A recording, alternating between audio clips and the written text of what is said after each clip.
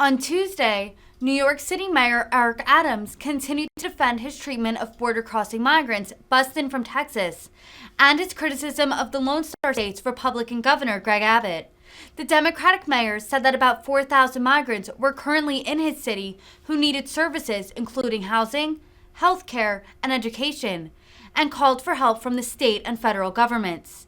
Adams doubled down on his belief that his city should provide help to the migrants and called Abbott's approach anti-American. Adams has received criticism for the left and the right over his approach to the migrants, with some claiming he is unfairly blaming border crossers for overrun homeless shelters. Others do not believe that providing services and shelter to non-citizens who have come into the country illegally is appropriate.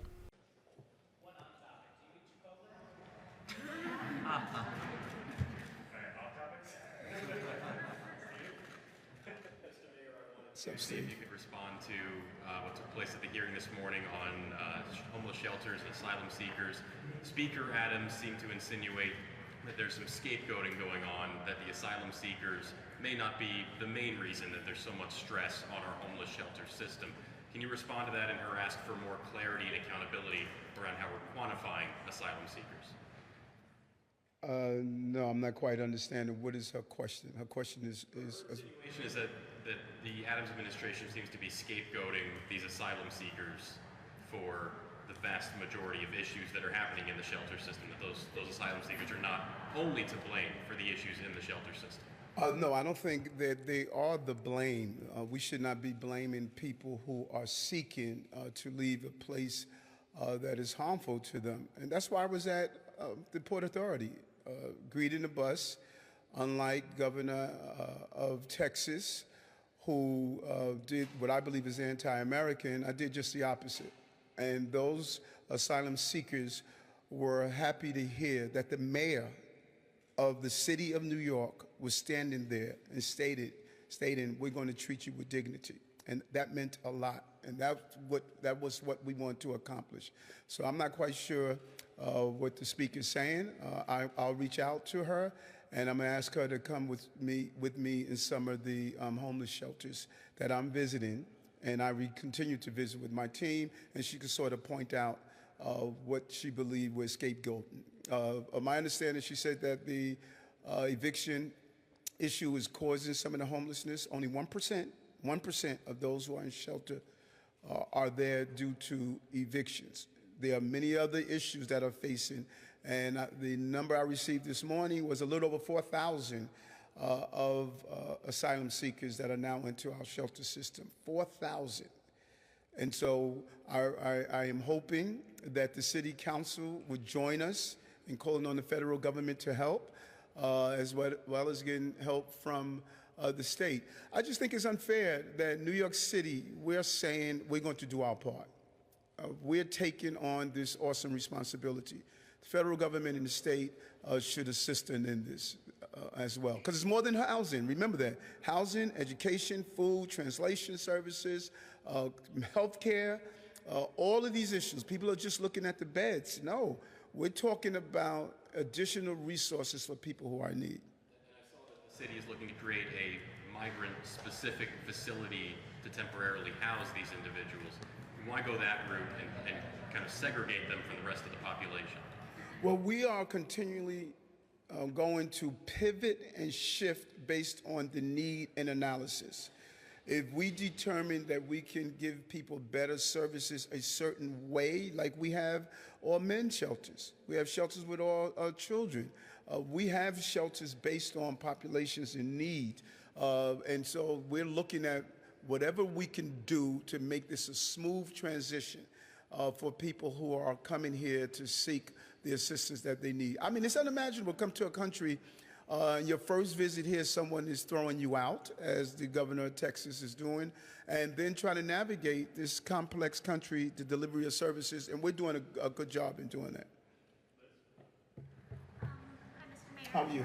Good. I wanted to ask you about the ongoing lawsuit over the education budget. I know Yes. the city has filed its appeal, but given that we only have a few weeks until the first day of school, I was wondering whether you'd be willing, have you talked about setting the lawsuit aside and just directly negotiating those parents and the city council on the budget? Well, okay, a couple of things. Schools are going to open on time with resources and services. We are not going to disrupt the school year. We need to be really clear on that. They're going to open on time.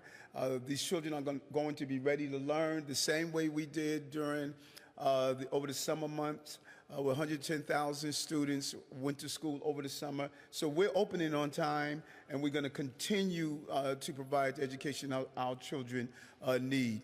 There are many different voices in this conversation. And so it is going through the process. It's all part of the process. The judge did his ruling. The city has lawyers. Let them handle that. The chancellor must get that school open, and I must do my job as the mayor of the city, and that's what I'm going to do. The lawyers are going to deal with the rest of the stuff. Mr. Mayor, how did the conference call go with the White House yesterday, and was President Biden on the call? What did you ask for? What kind of promises were made to the city from the White House? I did have a meeting yesterday with President Clinton. I enjoyed hanging out with him last night. We did not speak with the White House yesterday. I think my team is doing it today or tomorrow, one of the 2 days. I know it'll be done before the end of the week. I'm asking. We just need help. We need help, and we're going to have some specific items that we're going to go over with the president. But we want assistance. We believe FEMA should step in. Are you frustrated though? Because it's been now about 3 or 4 weeks that you've been asking for federal resources. Is it frustrating that the Biden administration has not heeded the city's calls? After you have experienced the New York City press not giving me all the credit I deserve, I don't get frustrated anymore. It's all good. The state says, Governor Hochul specifically says she's offering assistance to deal with this situation. What has the state offered, and has it had anything going back to beds to do with housing, perhaps outside the city, for those who are coming in? We updated the congressional delegation yesterday, and we're going to partner with our state lawmakers to receive assistance from them. And we're not leaving anything on the table when it comes down to housing those who are in the city and those who are coming to our city and seeking some form of housing. So we're open to good ideas, and we're not leaving anything off the table in doing so. Hi. Given how you feel about the Texas governor, do you have any intention of getting involved in that race? He's up for election this year and he's a Democratic challenger. Do you plan to campaign for the Democrat or get involved in any way in that? I already called all of my friends in Texas and told them how to cast their vote. And I am deeply contemplating taking a busload of New Yorkers to go to Texas and do some good old-fashioned door knocking because we have to, for the good of America, we have to get them out of office. What is the federal delegation telling you, and what are you discussing with them? Are they saying they're going to be a liaison for you and for the city? They were amazing. Our Intergovernmental Affairs Committee briefed them, and they said basically, let's help. Let us know what you need. They're going to use their authority there to help us because this impacts their communities. And our congressional delegation has been amazing. They've been amazing during COVID, constantly bringing resources here. And several other initiatives that we had to fight. Every time we called on them, they responded at the level of expectation. And they would tell you the relationship we have developed has been an amazing relationship. They have been delivering for our city.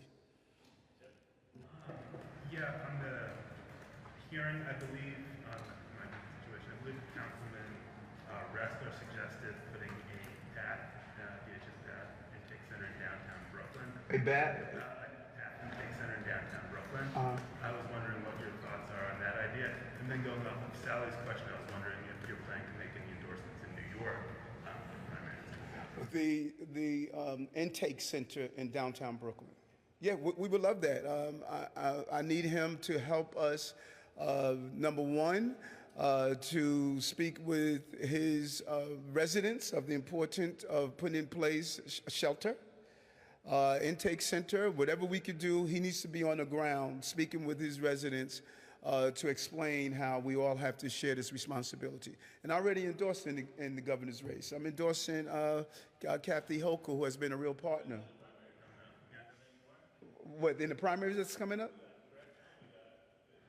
Yeah, there's a couple of endorsements that I'm going to make in the Senate races, because it's important that we have those senators that believe in public safety, intervention and prevention, and I'm going to endorse in probably one of the congressional races. I haven't decided yet, because we have some good candidates in the congressional race. And Jay. Mayor, you've characterized what the governor of Texas is doing as a political stunt, haven't you? If it is. Yes, it is. If it is a political stunt, is it working? In which way? In highlighting or in moving people, saying how much he dislikes New York? Like, in which way? Is he accomplishing his objectives? No, I think he's irresponsible. I don't think he's accomplishing it. I think to America, there's a reason the Statue of Liberty is there. And all of us, we all came from somewhere.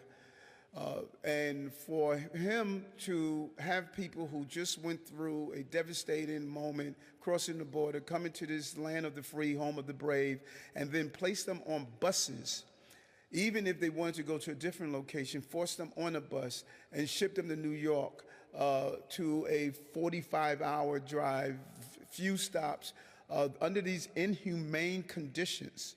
I don't think he's accomplishing anything more than exposing the type of individual that he is. And so there's nothing successful about treating people with this lack of dignity. Regarding New York 10, I'm sorry. regarding the 10th congressional district, Yes. if in fact that's the one where you're thinking about endorsing, like who would you absolutely not want to win that race? And like what factors are you considering? Well, I can work with everyone. So, whomever wins, you have to adjust and find a way to work with people. And I'm just at this place where we need to start leaning into places we agree and not places we disagree. Because, even the person that's diametrically opposed to things that I do, if you were to put a list together, 8 out of those 10 things we're going to agree on. And we shouldn't be focusing all of our attention on the 2 things that we disagree on. We all believe in housing. We all believe in public safety. We all believe in giving young people opportunities, good education. We agree on all of these things. And so whomever wins, I'm going to sit down. I'm going to call them. I'm going to say congratulations and welcome to a city that's dealing with monkeypox, COVID, crime, economy, education, housing. Welcome to the job. And there's a lot to go around, and I want those partnerships with them. Thank you very much.